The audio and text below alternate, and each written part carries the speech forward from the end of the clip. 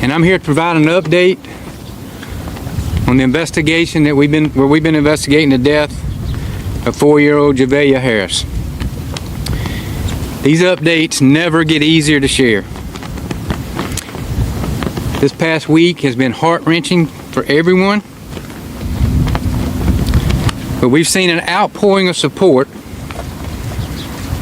in Aiken County and a massive joint law enforcement effort to search for and now to seek justice for Javeayah Harris. Personally, there's some very harsh words that I would like to use about Johmarea and Michilae and their actions, but I will not do that. And I will not do that to protect and maintain the integrity of this case. But I will tell you this: I will not refer to them as mom and dad or mother or father. They don't deserve that title. I stand before you saying this is one of the most difficult, deeply disturbing, and emotionally taxing investigations this office has ever worked, and it's weighed heavily on this sheriff's office, all these other law enforcement agencies, all these people behind me that's worked tirelessly to bring this to an end, and it's weighed heavily on our community. I am truly sickened to share what this investigation has uncovered. From the moment Javea was reported missing, the sheriff's office, as well as our law enforcement partners and first responders, we responded with urgency, determination, and compassion. What started as an exhaustive and complex search quickly grew to something that I would have never imagined. Understand that I cannot discuss all the specific details in this case, but at this time I can share that a few human remains were recovered in an area known as Cedar Creek Reservoir, also known as Stumpy Pond in Fairfield County. These remains were immediately sent to the State Law Enforcement Division, and through analysis, the DNA of the remains are consistent with being the biological offspring of Johmarea and Michilae.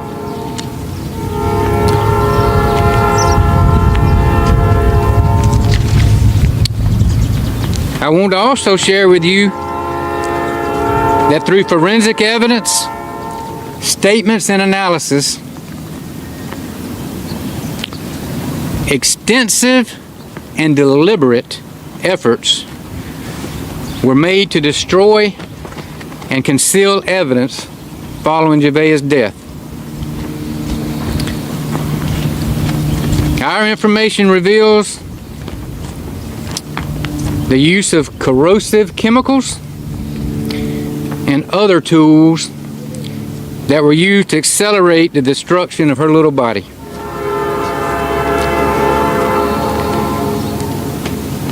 After this was completed,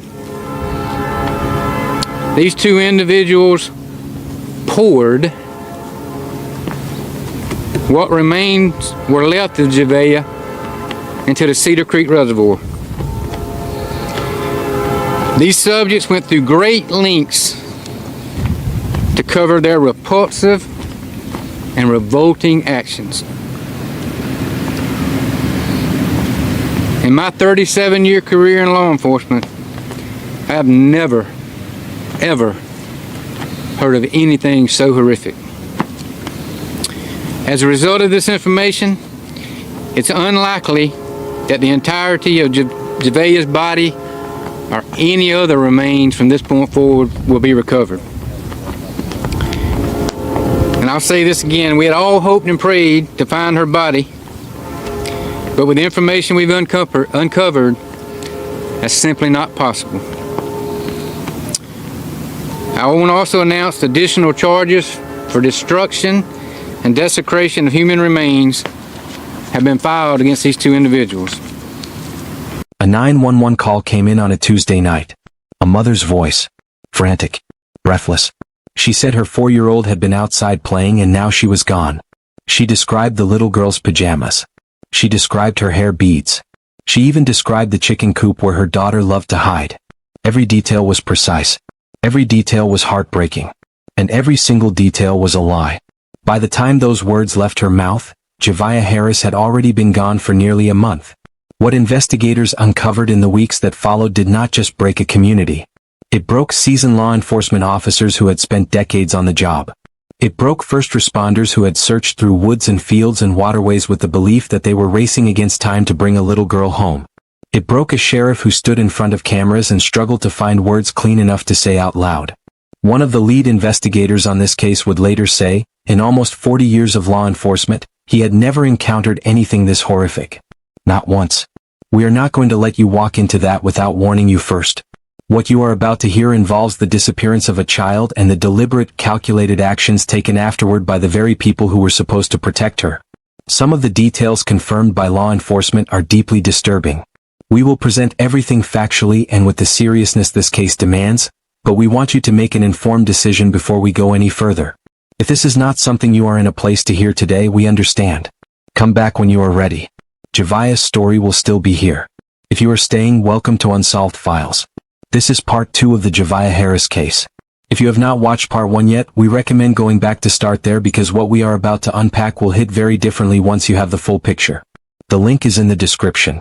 For everyone who is new here, hit that subscribe button now. We cover missing persons and unsolved cases with the depth and the respect they deserve.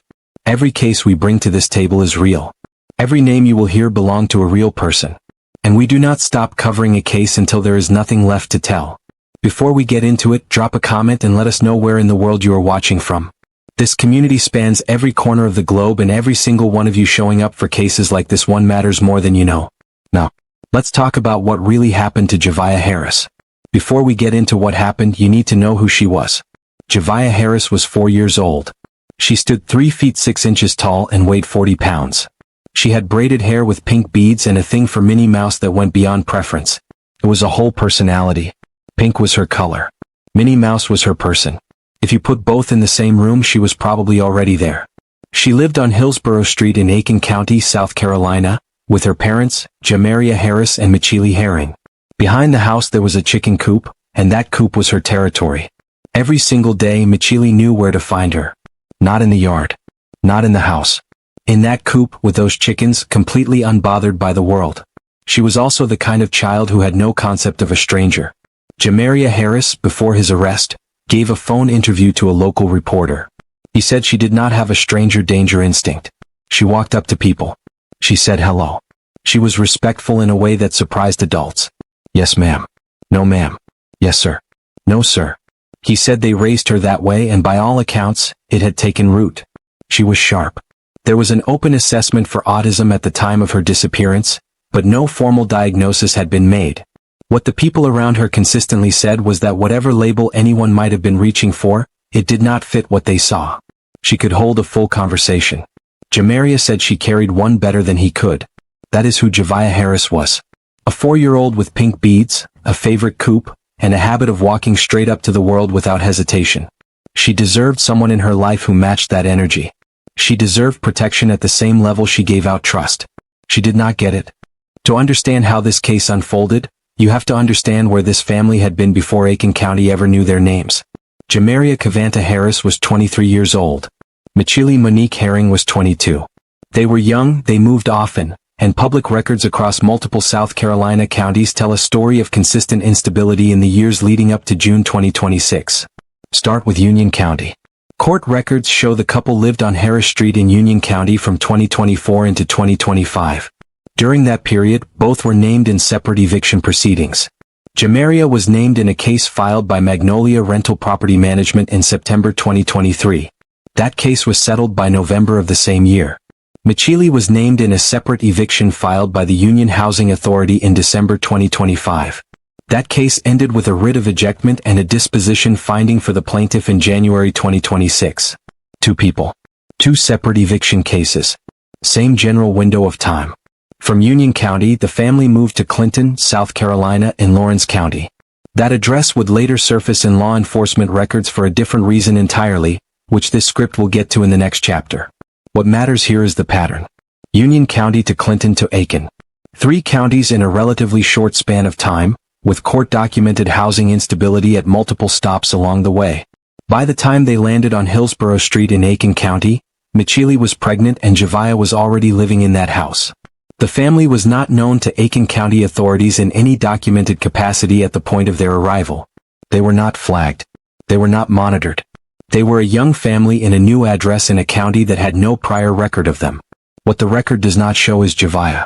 She does not appear in any of the eviction filings. She does not appear in any court documents from Union County or Clinton. For a child who was, by her father's own account, sharp, social, and fully present in the world around her, she is remarkably invisible in the paper trail these 2 adults left behind them. That invisibility, it turns out, would become a pattern. A 4-year-old who was known to everyone who met her somehow managed to exist entirely outside every official record that followed her parents from county to county. No one filed anything about her. No one noted her presence or her absence. That silence, looking back, was its own kind of signal. Here is something that did not make the early headlines. Before the search. Before the press conferences. Before 200 officers fanned out across Aiken County looking for a little girl in pink Minnie Mouse pajamas, law enforcement had already been to doors connected to this family. Twice. The first call happened in November 2025. Clinton police responded to the family's apartment in Lawrence County for a verbal argument between Javeayah Harris and Michilae Herring. The incident report is specific about what officers found when they arrived. Michilae told them there was a restraining order in place between her and Johmarea. She said he had been gathering his personal belongings to leave and that she did not want his mother and sister coming to pick him up. Johmarea gave officers his version. He said the argument had been going since the day before and that the specific trigger that day was moving a table in the apartment. He told officers Michilae called police while he was still in the middle of packing, before he had even arranged a ride. By the time officers had spoken to both of them, Michilae had calmed down. She told officers she would drive him herself. Clinton PD logged the call, noted the details, and closed it out. No criminal charges. No escalation. Case closed. The second call was in Aiken County in March 2026. Months before June 30th. Months before anyone outside that household had any reason to know who Javeayah Harris was. The Aiken County Sheriff's Office has confirmed a domestic incident call connected to the family at that address. The details of that specific call have not been fully released publicly, but its existence is confirmed on record. Now here is the detail that investigators and reporters both flagged when these records surfaced. Javeayah's name does not appear on either report. Not the Clinton call. Not the Aiken call. That fact sits in 2 directions at once. It could mean she was not present during either incident. It could mean responding officers had no reason to document her because nothing involving her directly came up. Both of those readings are possible. What is also possible is a simpler and harder question. When officers arrive at a home with a child living in it, noting the presence of that child is standard. Her name not appearing on either report means either she was not there, or she was there and nobody thought to write her down. Either way, by March 2026, this family had law enforcement at their door in Aiken County. 3 months later, the world would learn her name for the first time. She had been gone for weeks by then. Shortly before 9 p.m. on June 30th, 2026, a call came into Aiken County 911. The caller was Michilae Herring. She was 39 weeks pregnant. She told the dispatcher she was at 39 Hillsborough Street and could not find her baby. She said Javeayah had been outside playing while she was inside cooking dinner. She said she came out to get her when it started getting dark and she was not there. She described what Javeayah was wearing. Pink Minnie Mouse pajamas. Pink beads in her braids. Possibly Crocs, though she was not certain about the shoes because Javeayah just grabbed whatever was near the door when she went out to play. She told the dispatcher about the chicken coop. Said that was where she always found her. Said she had already looked there and she was not in it. She mentioned the woods behind the house, a pathway the family used sometimes when they walked the dogs. She said she had already gone down that path and had not seen her. She told the dispatcher the area was not a good one, that there were people nearby she did not trust. The call ran approximately 5 minutes. The dispatcher stayed calm. Michilae stayed on the line. Officers were already on the way before the call ended. Every detail Michilae gave that night was precise.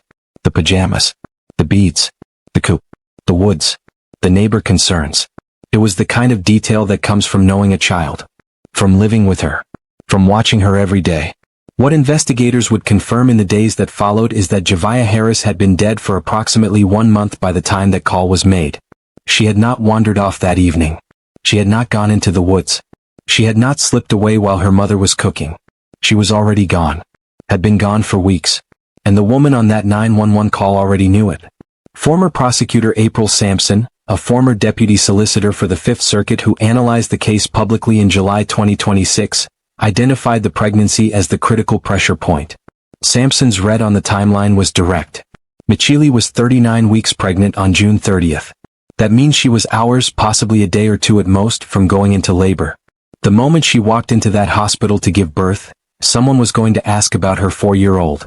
A nurse, a doctor, a family member in the waiting room, someone. And at that point, Michilae would have had no answer that did not require explaining where Javeayah was and why nobody had seen her. The 911 call in Sampson's analysis solved that problem. It created a public record. It established a moment in time when Javeayah was officially reported missing. It gave Michilae something to point to when the hospital asked. She had already called the police. Her daughter had disappeared. It was documented. What Sampson noted was that the call may have been less about triggering a search and more about building a cover before labor began. That same night, Michilae Herring gave birth to Javeayah's baby sister. 2 things happened on June 30, 2026, at that Hillsborough Street address. A false report was filed by a woman who already knew where her daughter was. And a new baby entered the world before midnight. Those 2 facts sitting side by side say more than any press conference could. By the morning of July 1st, the search for Javeayah Harris had grown into something nobody in Aiken County had seen before. The FBI was in.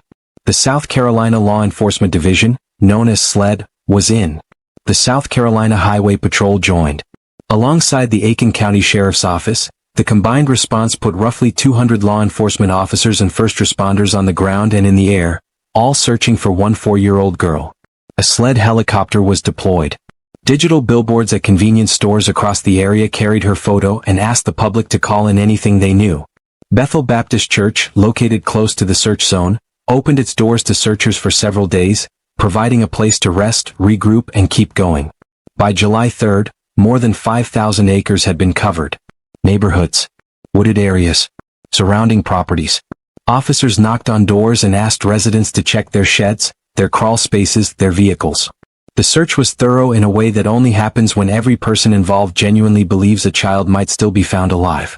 On July 2nd, the Aiken County Sheriff's Office addressed a question that had been building in the community. Why was there no Amber Alert? Their public statement was clear. They could not risk an untrained civilian mishandling evidence, missing a critical clue, or causing damage to the investigation by being in the wrong place at the wrong time. The decision was deliberate, not an oversight. By Friday night, the search was scaled back. Publicly, the sheriff's office said there was no evidence of an abduction and that Javeayah may have wandered. That statement did not reflect what investigators were already working with internally. While all of this was happening, Javeayah Harris gave a phone interview to a reporter from News 12 before his arrest. He described his evening on June 30th in detail. He said he had gotten up around 5 in the morning. Said Javeayah had been outside playing. Said he left the house around 6 or just after to go do laundry. He described going to 3 separate stores, buying drinks, going back to check on the clothes. He placed himself away from the house for most of the relevant window. One detail stood out. When he referred to Michilae Herring, he called her his girlfriend, not his wife. That was a different word than Michilae had used during the 911 call. Small, easy to miss. But in a case where every detail of both parents' accounts was already under scrutiny, small inconsistencies were exactly what investigators were collecting. The reporter who conducted that phone interview had a follow-up meeting scheduled with Johmarea in person at the hospital where Michilae had just given birth. When the reporter called to confirm, Johmarea heard his name and ended the call. No explanation. No cancellation. He simply heard the reporter's voice and hung up. Reporters Sidney Hood and Will Rio were on the ground throughout, covering every development as it came in. 2 days after that call ended, both Javeayah Harris and Michilae Herring were arrested. The search for Javeayah was over. The investigation into what actually happened to her was just beginning. On July 4, 2026, Sheriff Marty Sawyer walked back in front of the cameras. He called it the hardest announcement of his 36-year career in law enforcement. He said the investigation and the evidence had led his office to one conclusion. Javeayah Harris was deceased, and the 2 people responsible for her were already in custody. Javeayah Harris, 23, was charged with homicide by child abuse. Michilae Monique Herring, 22, was charged with homicide by child abuse and filing a false police report. Both were booked into the Aiken County Detention Center. The homicide by child abuse charge under South Carolina law carries a sentence of 20 years to life in prison. The false police report charge carries up to 5 years in prison or a $5,000 fine. Sawyer did not use the words mother or father when he referred to them. He said the outcome was the one everyone had feared and that it was now what they faced. On July 5, both parents appeared at separate bond hearings. Magistrate Judge Ronald Thornton presided. Neither Johmarea nor Michilae had an attorney present for those hearings. During Michilae's hearing, which took place around 10:30 in the morning, she told the court she was employed by a company called Transcom, paid biweekly at $1,300. Judge Thornton denied bond for Michilae based on the false police report charge being directly tied to the homicide. Johmarea's bond was denied as well. Both were told they would need to go through circuit court to be considered for bond on the homicide charges. Given the details already on record, that prospect was considered unlikely by legal observers covering the case. Then came July 6. That was the day the arrest warrants were released to the public, and they were more direct than anything Sawyer had said at the podium. The warrants stated that both parents confessed. Not implied. Not suggested. Confessed. According to the affidavits filed by Aiken County Sheriff's Office investigators, Javeayah died as a result of physical abuse carried out between May 1 and June 15, 2026. The warrants described both defendants as having shown extreme indifference to human life. That phrase, 4 words of legal language, is what the court system reached for when it had to put what happened to a 4-year-old into a document. Both parents were alleged to have known Javeayah had been injured. Both failed to seek medical care. The warrants state that Michilae admitted to disposing of the body at another location before she placed the 911 call on June 30th. Read that sequence in order. The injury. The decision not to get help. The death. The disposal. Then the phone call to report her missing. Former prosecutor April Sampson, who analyzed the case publicly in July 2026, said something that reframed the entire evidentiary picture. She stated plainly that without those confessions, it is unlikely charges could have been filed at the point they were. There was no recovered body at the time of arrest. There was no physical crime scene that had yet been publicly confirmed. What investigators had were 2 parents whose stories had already started unraveling and, at some point during questioning, stopped holding altogether. Sampson's read was that investigators likely continued questioning both parents until the accounts collapsed. And when they did, both Javeayah Harris and Michilae Herring told investigators what had happened. The warrants are what those confessions produced on paper. With both parents in custody and the confessions on record, the investigation moved into its next phase. The question was no longer who, was where. Investigators had developed what they called an area of interest outside Aiken County. They did not explain publicly what led them there. What they confirmed was that the search for Javeayah's remains had shifted, and it had shifted significantly. The new focus was near Desecration Creek, close to the Chester and Fairfield County line in the Great Falls area. It was remote terrain. Difficult to navigate. The kind of location that does not appear on a casual drive and does not give up what it holds easily. SLED deployed a helicopter over the area. The South Carolina Department of Natural Resources placed boats on the water. Crews worked the waterway methodically, moving through sections of the creek and the surrounding landscape in conditions that were anything but straightforward. The Fairfield County Sheriff's Office, under Sheriff Will Montgomery, joined the operation and coordinated local resources on that end of the search. Multiple unmarked vehicles were seen coming and going from the access road. Law enforcement controlled entry to the site. Nobody without credentials was getting through. The area around Desecration Creek feeds into a body of water with 2 names. Stumpy Pond is what locals call it, named for the tree stumps and submerged timber that sit in the water and make navigation a challenge. Its official designation is Cedar Creek Reservoir, also referenced as part of the broader Cedar Creek watershed in Fairfield County. That reservoir sits roughly 80 miles from the Hillsborough Street address in Aiken where Javeayah had lived. 80 miles. Someone drove 80 miles. On July 7th, while the search in Fairfield County continued, law enforcement returned to the Hillsborough Street home. Crime scene tape went up across the property. Investigators were seen entering and exiting the house throughout the day. The Aiken County Sheriff's Office confirmed the activity was related to evidence collection and clarified it was separate from the ongoing body recovery search in Fairfield County. Two active fronts. The reservoir and the house. Both being worked at the same time. By July 8th, investigators had confirmed through the evidence collected at Hillsborough Street that the home itself was the location where the initial disposal process had begun. Corrosive chemicals and additional tools had been used there. The purpose, according to what law enforcement established, was to accelerate the destruction of Javeayah's remains before they were transported. What was left after that process was then placed in a vehicle and driven the 80 miles to Cedar Creek Reservoir, where it was disposed of in the water. DNR divers went into that reservoir. They spent hours in the water. The terrain under the surface, with its submerged stumps and difficult visibility, made every minute of that search its own challenge. Those divers did not stop. Sheriff Marty Sawyer later said he wanted specifically to thank them for the hours they put into that water. What they were looking for was the last physical evidence that Javeayah Harris had ever existed. They found some of it. At 10:30 in the morning on July 9, 2026, Sheriff Marty Sawyer walked out in front of every camera in Aiken County for the third time in less than 2 weeks. He had a prepared statement. His staff had announced in advance that questions at the end would be limited, and that there were details he would not be able to discuss. The room was full.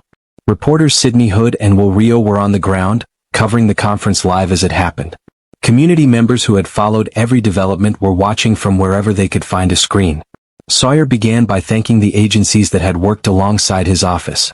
He acknowledged the citizens of Aiken County who had shown up throughout the investigation. Then he said what he came to say.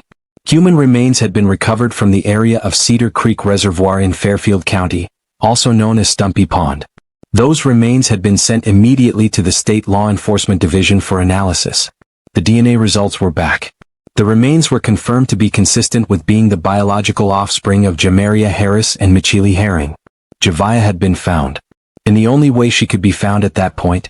Sawyer then confirmed what the forensic work at Hillsborough Street had established. Corrosive chemicals and other tools had been used at the family home to accelerate the destruction of Javeayah's remains. After that process was completed, what was left was transported approximately 80 miles to Cedar Creek Reservoir and disposed of in the water. He said both individuals went to significant lengths to cover what they had done.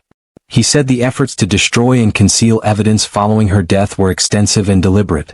Then he said something that stopped the room. He said it was unlikely that the full remains of Javeayah Harris would ever be recovered.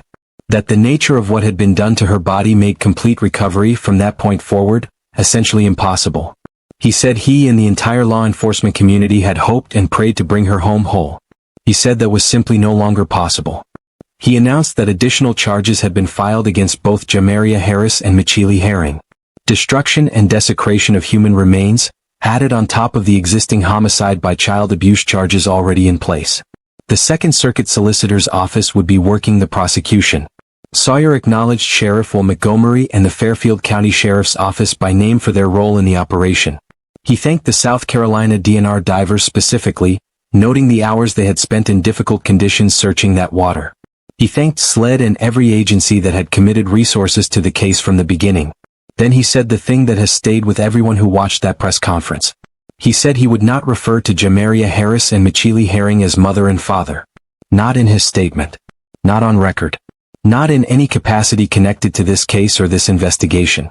He said he would not give them that title. He said they had not earned it and he was not going to hand it to them. A sheriff with 37 years in law enforcement, standing in front of a room full of cameras, drawing a deliberate and public line. He was not speaking in anger. He was speaking with the kind of controlled, quiet weight that comes from seeing a great deal over a long career and deciding that this particular situation fell outside the normal language he had used to do his job. He said that in nearly 4 decades of law enforcement, he had never encountered anything this horrific. Not once. Outside, Sidney Hood and Will Rio continued reporting as the details settled over the community in real time. The confirmation. The additional charges. The statement about the remains. The words that Sawyer chose and the words he deliberately refused to use. Javeayah Harris was 4 years old. She had pink beads and a chicken coop and a way of walking straight up to the world without hesitation. This is what the world found out happened to her. With the press conference behind them and the additional charges filed, the case moved into the machinery of the South Carolina court system. Both Javeayah Harris and Michilae were informed that their charges would be heard in General Sessions Court. 2 court dates were placed on the calendar. August 28 for the first appearance. October 23 for the second. Both defendants were advised of their rights in full. The right to a jury trial. The right to attend every court proceeding with a bench warrant possible if either failed to appear. The right to represent themselves, hire private counsel, or apply for a court-appointed attorney through the public defender's office. Both were directed to contact the public defender's office themselves to determine whether they qualified. They were also informed of the preliminary hearing process. Under South Carolina law, a preliminary hearing does not determine guilt or innocence. It determines whether probable cause exists to move the case forward. If either defendant wanted one, they had 10 days from the date of notification to submit the request in writing. That window was narrow and the clock was already running. Magistrate Judge Ronald Thornton handled the procedural explanations at the bond hearings. Neither parent had legal representation present at those early appearances. Both were navigating the front end of a serious criminal case without an attorney in the room. The Second Circuit Solicitor's Office took over prosecution. Their task is not simple, and former prosecutor April Sampson laid out exactly why in her public analysis of the case. Sampson, who served as a deputy solicitor for the Fifth Circuit before leaving that role, explained that homicide by child abuse prosecutions carry a specific burden. The state has to establish not just that abuse occurred, but that the abuse is what caused the death. A child can die from causes unrelated to parental action, and the law requires prosecutors to close that gap with evidence. In a case where the body was significantly compromised before recovery, that evidentiary work becomes more demanding. What anchors this prosecution, according to Sampson, is the confessions. Both parents admitted to investigators what happened. That is the foundation the Second Circuit Solicitor's Office is building on. But confessions alone are rarely enough to carry a case through trial. What prosecutors will rely on alongside those statements is what Sampson described as facts beyond change. Specifically, phone location data. If the parents told investigators they drove to Cedar Creek Reservoir to dispose of the remains, and cell phone records place both of them in that location at that time, that corroboration becomes evidence that does not shift regardless of what either defendant says or recants later. It exists independent of their cooperation. Physical forensic evidence recovered from the Hillsborough Street home and from the reservoir site will also form a central part of the trial record. Both defendants remain in the Aiken County Detention Center. The legal process is moving. It is not moving fast, but it is moving. On the night of June 30, 2026, while Aiken County officers were responding to a missing child report on Hillsborough Street, Michilae gave birth to another baby girl. Javeayah's sister came into the world the same night her mother filed a false police report about the whereabouts of the child she already had. That detail does not need to be dramatized. It speaks entirely for itself. The newborn was placed into the custody of a family member shortly after the arrests. The Aiken County Sheriff's Office confirmed the placement. The South Carolina Department of Social Services was involved in coordinating the process. The baby is safe. She is with someone who can protect her. That is the one thread in this entire case that does not end badly, and it matters that it is said clearly. That child did not choose the situation. She gets to grow up somewhere else. Now for the harder question. The one that has not been answered and has not received nearly enough attention. After the arrests, reporters spoke to neighbors in the Hillsborough Street area. What those neighbors said was consistent enough to be notable. Several of them said they had not seen Javeayah in weeks. Some said months. Not a quick absence. Not a child who had simply been kept indoors for a few days. Weeks. Possibly longer. The arrest warrants placed the period of abuse between May 1st and June 15, 2026. That is a window of roughly 6 weeks during which, according to the legal documents filed by investigators, Javeayah was being harmed inside that house. 6 weeks. And in that same period, not one neighbor filed a welfare concern. Not one agency received a report flagging her absence. No welfare check was triggered. No system caught it. A 4-year-old who, by every account from people who had met her, was social and visible and present in the world around her, simply stopped being seen. And nothing moved. That is not an accusation directed at any individual neighbor. People do not always know what they are seeing, or whether what they are seeing is their place to report. But the gap exists. It is documented. And the question of whether any earlier intervention was possible does not have a clean answer yet. It may not get one. On the evening of July 9, hours after Sheriff Sawyer's press conference ended, hundreds of people gathered at an event center on Shiloh Heights Road in Aiken County. They brought balloons. They brought flowers. They brought Minnie Mouse stuffed animals because someone had put the word out that pink was her color and Minnie Mouse was her thing, and the community showed up with exactly that. The memorial outside the Hillsborough Street home had been growing for days. This vigil was something larger. It was organized by two women, Christy Pace and Tanya Kitchings, longtime friends who decided that what this moment required was not just grief but presence. Pastor Joshua Stallings of Remnant Ministries delivered the message that evening. The crowd sang Amazing Grace. People who had never met Javeayah Harris, who had only known her name for about 10 days, stood together in the dark with candles and did not leave early. Catherine Curry, a grandmother who attended the vigil, told reporters she could not make sense of what had happened. She said she had grandchildren close to Javeayah's age and that the case had landed on her in a way she was still trying to process. Amanda Nixon, a neighbor who had recently moved to the area, spoke about what she had wanted Javeayah to know from the very beginning of the search. She said from the start, all she wanted was for that little girl to see that she was loved. That no matter what she had been born into, no matter what she had gone through, there were people who loved her even without ever knowing her name. Michelle Mace put it the way a lot of people in that crowd were probably feeling. She said you see cases like this on the news and they feel far away. You never think it will be this close to home. A second vigil followed in Union County, reflecting the family's prior ties to that area. A bike giveaway in Javeayah's honor was planned for July 25th. Organized by community members who wanted her name attached to something that moved forward. Sheriff Sawyer's department wore pink that night. His staff had seen the call on social media to wear her color and they showed up in it. A sheriff's office in pink. Hundreds of strangers with Minnie Mouse in their hands. That is what Aiken County looked like on July 9, 2026. As of the date of this episode, both Javeayah Harris and Michilae remain in the Aiken County Detention Center. Bond has been denied across every charge filed against them. They are not going anywhere while the legal process moves forward. The Second Circuit Solicitor's Office is leading the prosecution. Trial dates beyond the August 28th and October 23rd preliminary appearances have not been confirmed publicly. The case is still in its early procedural stages, and a trial of this complexity with the volume of forensic evidence involved and the weight of the charges is not something that resolves quickly. What prosecutors have not announced is whether the charges currently on record are the ceiling. Under South Carolina law, the death penalty is available only in specific murder cases that meet defined statutory aggravating circumstances. Homicide by child abuse, as currently charged, carries 20 years to life. Whether the Second Circuit Solicitor's Office intends to pursue anything beyond the existing charge structure has not been indicated publicly. That decision, if it comes, will come from them. What the public record still does not answer is substantial. The exact cause and mechanism of Javeayah's death has not been released. The full forensic account of what investigators found at the Hillsborough Street home has not been made public.